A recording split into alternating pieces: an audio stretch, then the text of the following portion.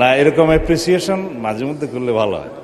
ওকে, ধর্মমন্ত্রীর পক্ষে মাননীয় স্বরাষ্ট্রমন্ত্রী উত্তর দেবেন। মাননীয় স্পিকার, আপনাকে ধন্যবাদ।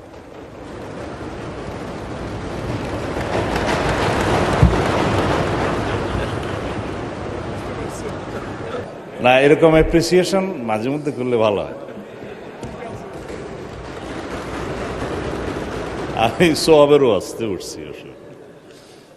অশ্লীল সিনেমা, অশোভন নাটক, অশ্লীল গান, আপত্তিকর বিজ্ঞাপন, নিম্নমানের সাহিত্য, বিভিন্ন ধরনের অসুস্থ বিনোদনের মাধ্যমে সমাজে এক ধরনের নৈতিক অবক্ষয় তৈরি হচ্ছে।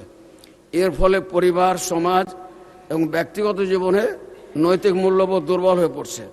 অনেক ক্ষেত্রে এই নৈতিক অবক্ষয় সামাজিক অপরাধ, বিশেষ করে সহিংসতা ও ধর্ষণের মতো অপরাধের পিছনে পরোক্ষ প্রভাবক হিসাবে কাজ করছে বলে মনে করা হয়।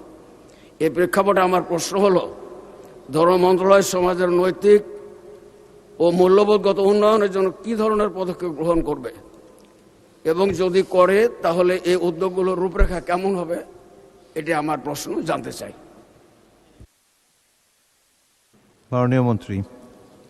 মাননীয় স্পিকার, ধর্ম মন্ত্রণালয়ের একটা ব্যাপক বিস্তৃতি আছে সারা বাংলাদেশে মসজিদ ভিত্তিক কার্যক্রম, মক্তব ভিত্তিক কার্যক্রমের মধ্যে মডেল মসজিদ এবং ইসলামিক সাংস্কৃতিক কেন্দ্র যে নির্মাণ করা হয়েছে, এখানেও ইসলামিক সাংস্কৃতিক কেন্দ্রের কিছু কর্মপরিধি আছে।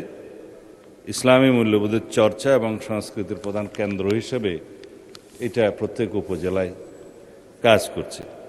আর নৈতিকতা এবং ধর্মীয় মূল্যবোধ উন্নয়নে মসজিদ ভিত্তিক শিশু গণশিক্ষা কার্যক্রমও একটা প্রকল্প আছে। আর অন্যান্য বিষয়গুলোতে যেমন ইমাম মুয়াজ্জিমদেরকে আমরা বিভিন্ন সময় রাষ্ট্রের পক্ষ থেকে উৎসাহ দিয়ে থাকি, পরামর্শ দিয়ে থাকি, সামাজিক অনাচার এবং ইসলামী মূল্যবোধে এবং বিভিন্ন ধর্মাবলম্বীদের ধর্মীয় মূল্যবোধে যাতে সমাজ পরিচালিত হয় সেই জন্য তাদের নীতি নৈতিকতা চর্চা, বচন এবং প্রিয়েচিং যেটা বলে আলোচনা ইত্যাদি করার তাদের একটা সামাজিক দায়বদ্ধতা আছে। রাষ্ট্রের পক্ষ থেকে সেই রকম অনুপ্রেরণা দেয়া হয়।